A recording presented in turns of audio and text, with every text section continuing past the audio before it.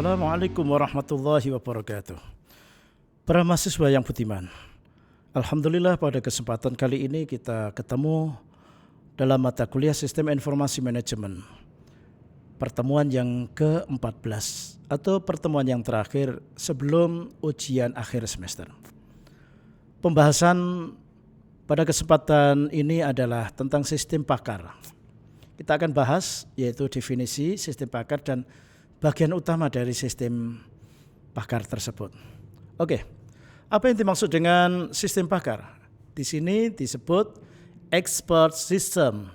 Sistem berbasis pengetahuan yang menggunakan pengetahuan manusia untuk memecahkan masalah.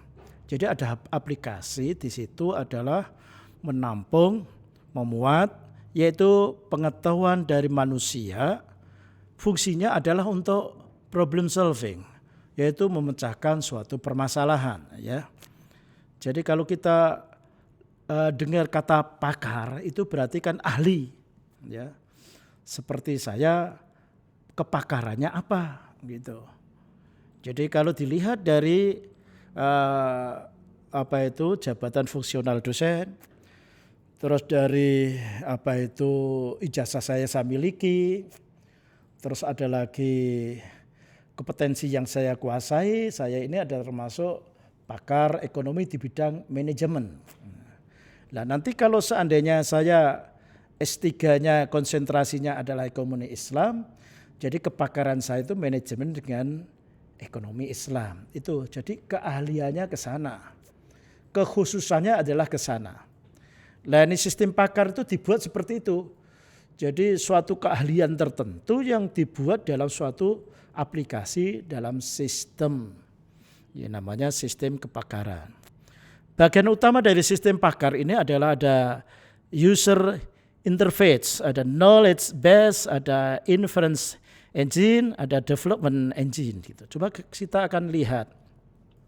Di sini ada model sistem pakar, ya kan?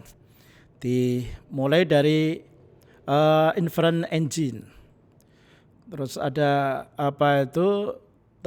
mendapatkan pasokan dari knowledge base, ya. Terus ini kalau dilihat dari panah mahasiswa sudah ngerti ya.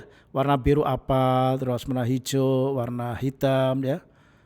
Nah ini mulai dari expert and knowledge engineer. Itu adalah ada feedback dengan development engine. Nah ini dua arah menuju ke knowledge base dan inference engine.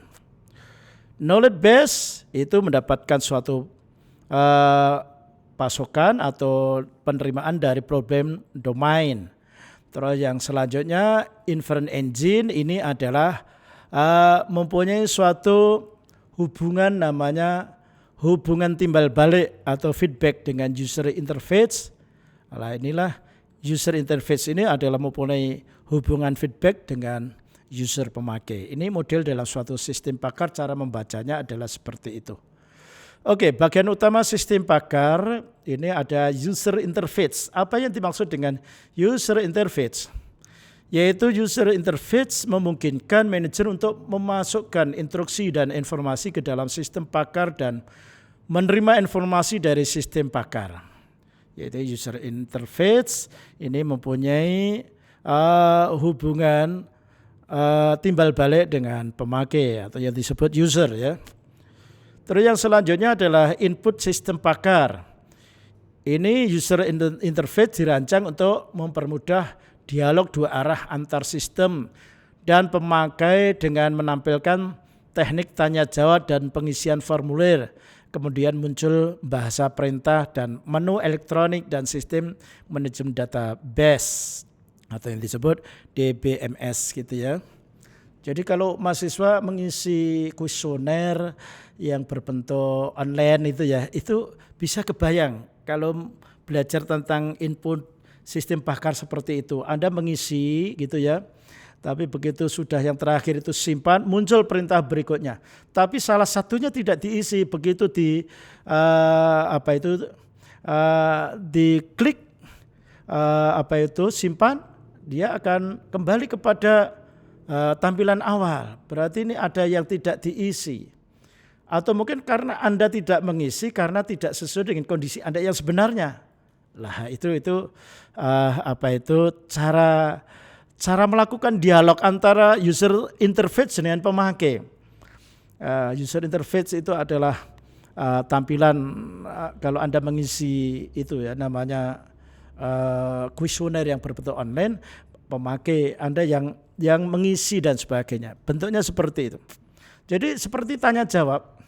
Jadi ada kriteria Anda tidak menjawab salah satu item maka tidak bisa dilanjutkan ke halaman berikutnya dan sebagainya. Kan seperti orang tanya jawab gitu ya.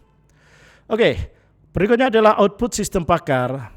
Sistem pakar dirancang untuk menyarankan pemecahan. Pemecahan ini dilengkapi dengan penjelasan, yaitu satu penjelasan atas pertanyaan. Terus yang kedua adalah penjelasan atas penyelesaian masalah.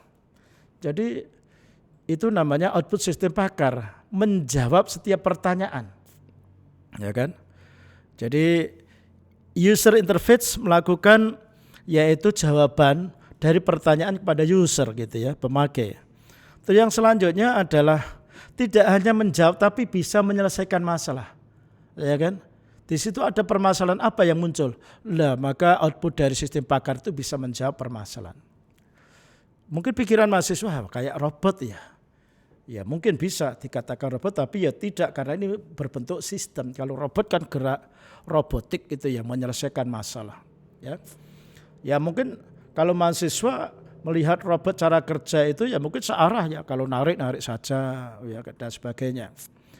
Tapi itu pun juga tidak kalah dengan yaitu kita belajar satu sistem ya cara seperti kerjanya seperti itu. Ada knowledge base. Knowledge base memuat fakta-fakta yang menjelaskan area masalah dan juga teknik menerangkan masalah yang menjelaskan bagaimana fakta-fakta tersebut cocok satu sama lain dalam urutan yang logis. Ini knowledge base. Ya. Jadi area permasalahannya itu apa? Terus teknik menerangkan masalah itu adalah knowledge. Jadi yang namanya knowledge itu adalah ilmu pengetahuan. Jadi mahasiswa ikut kuliah itu adalah knowledge. Jadi sekali lagi kalau mahasiswa ingin mendapatkan suatu knowledge ya ibarat yaitu mahasiswa itu adalah menerima dari seorang dosen. Tapi dengan adanya pandemi ini sebenarnya apa yang diinginkan oleh Kementerian Pendidikan dan Kebudayaan itu sebenarnya ini waktu yang paling tepat. Jadi pembelajaran aktif itu adalah dilakukan oleh mahasiswa. Ya kan? Pada waktu saya kuliah itu jarang saya mendapatkan kuliah S1 dari profesor oleh doktor itu kalau pertemuannya sampai 12 sampai 14, jarang kok sampai ke 14. Paling hanya 5 sampai 4. Mahasiswa diberikan suatu buku wajib yaitu 5 dan buku anjuran 4. Suruh baca. Ternyata sekarang saya bisa merasakan.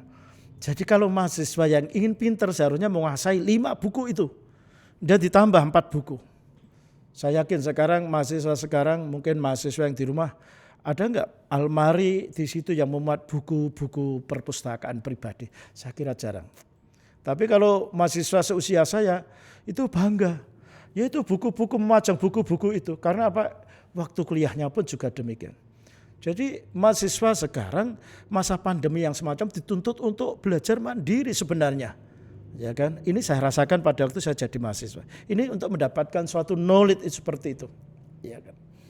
Nah kemarin saya menyayangkan salah satu mahasiswa dengan kondisi yang semacam ini yaitu kuliah dengan daring, terus ujian dengan daring, tidak tatap muka, ada mahasiswa yang wah ini kok kayak kuliah enggak sungguh-sungguhan. Akhirnya apa mahasiswa memutuskan Pak saya tidak akan melanjutkan kuliah ini, saya akan kuliah nanti kalau pada waktu normal. Ini ada mahasiswa yang seperti ini, saya sayangkan. Saya lupa enggak mencatat mahasiswa itu. Kalau saya ingat akan saya ajak berdiskusi, saya berikan motivasi ya. Ya jadi ini dengan masa pandemi ada beberapa mahasiswa menganggap bahwa ini kayak kuliah tidak sungguhan. Tapi sebenarnya kesempatan untuk menguji, karena dosen kan sudah membuat suatu RPS, kontrak, silapi dalam satu ini. Anda baca itu dengan beberapa buku, saya yakin Anda berdebat dengan dosen, saya kira dosennya kalah nanti berdebat. Anda saatnya lebih pintar. Kalau dosen sampai nggak bisa menjawab, dan dosen kok kalah dengan mahasiswa, nggak ada dosen kok yang dendam, pasti bangga. Ternyata mahasiswa saya adalah lebih pintar pada dosennya. Oh gitu ya. Ini adalah tidak lain adalah memproses adanya knowledge gitu ya. Ada inference engine, bagian dari sistem pakar yang melakukan penalaran dengan menggunakan knowledge base berdasarkan urutan tertentu. Jadi main logika ya, main logika. Terus yang selanjutnya penalaran maju. Penalaran maju disebut juga forward scanning, di mana sistem pakar akan menguji apakah setiap kondisi benar atau salah, ya kan? Oh, ini dalam kondisi ini melakukan tatap muka ternyata salah. Itu ada suatu kampus yaitu memaksakan untuk tatap muka karena apa? Dia tidak bisa menguasai perkuliahan daring. Nah, ini karena dosennya sudah umur 60 tadi. Tapi begitu ketahuan Satgas Covid akhirnya dibubarkan. Ini namanya menggunakan tatap muka atau yang disebut perkuliahan offline, ini benar atau tidak dalam kondisi semacam ini. Nah, ini yang menjawab bukan suatu konstitusi, tetapi adalah karena yang menjawab adalah lingkungan, karena ini termasuk membahayakan. Oke, terus ada penalaran mundur. Penalaran mundur disebut juga backward scanning, yaitu pemilihan suatu aturan dan menganggapnya sebagai masalah harus diselesaikan. Makanya ada kata-kata bagaimana cara menyelesaikan masalah tanpa masalah. Itu slogan dari suatu perusahaan ya. Terus yang selanjutnya kembali mahasiswa. Jadi yang namanya masalah itu tidak boleh dihindari atau orang lari dari permasalahan. Setiap orang pasti akan menghadapi masalah, ya kan? Nah, permasalahan yang ada itu harus diselesaikan menurut kemampuan Anda dan menurut strategi dan taktik yang dipunyai atau yang cocok dengan kondisi itu, gitu ya. Kalau Anda umpama saja mahasiswa kuliah di STI, kebetulan satu kelas ada temannya yang rewel, yang bawel, yang serai, dengki, jahil gitu ya. Terus Anda pindahnya ke kampus lain ingin menyelesaikan masalah, dikira permasalahan di sini sudah selesai. Ternyata pindah ke kampus lain ketemu lagi orang yang kayak gitu. Jadi orang kalau lari dari permasalahan, nanti dia akan ketemu lagi dengan permasalahan baru lagi di tempat yang baru. Jadi permasalahan tetap harus dilakukan. Oke, harus dihadapi maksud saya. Terus membandingkan penalaran maju dan penalaran mundur. Ini penalaran mundur bergerak lebih cepat dari penalaran maju, karena penalaran mundur tidak harus mempertimbangkan semua aturan dan tidak membuat beberapa putaran melalui perangkat aturan. Kalau yang sudah lalu itu biasanya bisa dilakukan feedback, ya kan? Logika kemarin dulu. Kenapa orang kemarin kok gagal? Oh, kenyataannya yang dilakukan ini. Nah, karena peristiwa sudah terjadi. Tapi kalau penalaran maju yang agak sulit karena setiap orang tidak tahu ke depan tuh mau pengen apa.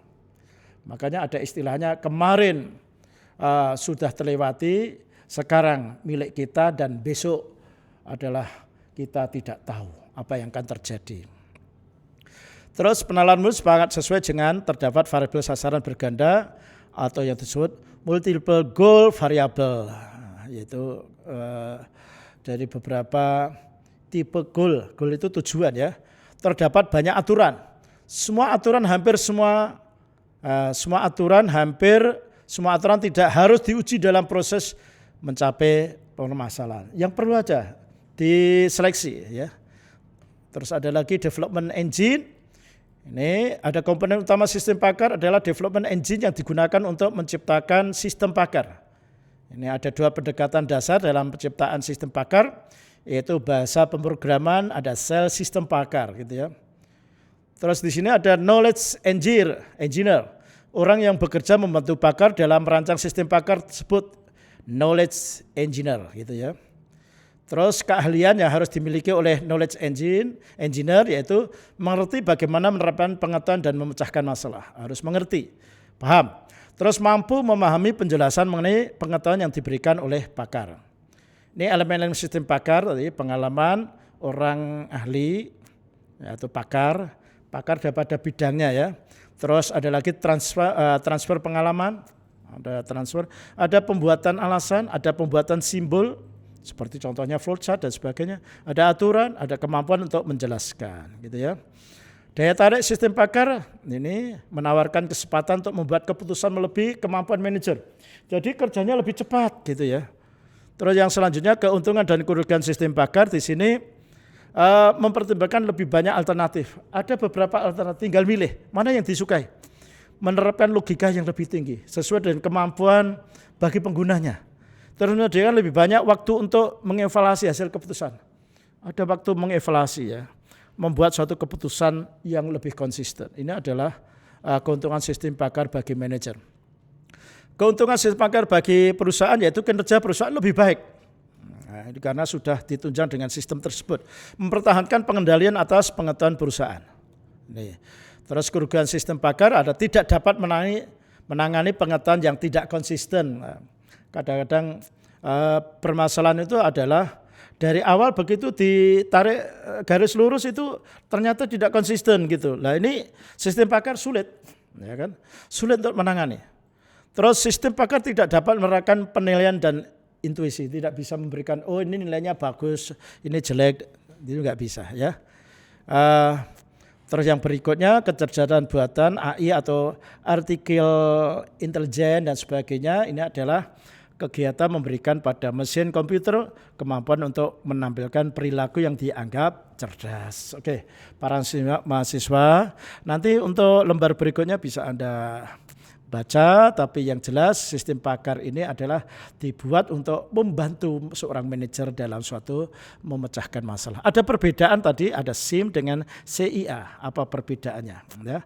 Tapi kalau perbedaannya SIE, Sistem Informasi Eksekutif itu adalah lebih fleksibel dan bisa diringkas. Tapi kalau sistem informasi manajemen adalah merupakan suatu sistem yang dibuat dengan cara standar. Begitu ya. Saya kira itu. Mungkin di dalam perkuliahan 14 kali pertemuan, mahasiswa mungkin ada yang punya unek-unek gitu ya, punya permasalahan, mungkin saya tidak merespon, saya ada kesalahan pada mahasiswa, sekali lagi saya mohon maaf ya, dari sekian banyaknya mahasiswa yang komunikasi kepada saya, mungkin saya lambat merespon dan sebagainya. Tapi saya tetap menggunakan yaitu WA Group sebagai komunikasi antara dosen dengan mahasiswa. Saya kira cukup. Sampai jumpa lagi dengan acara dan gelombang yang sama. Wassalamualaikum warahmatullahi wabarakatuh.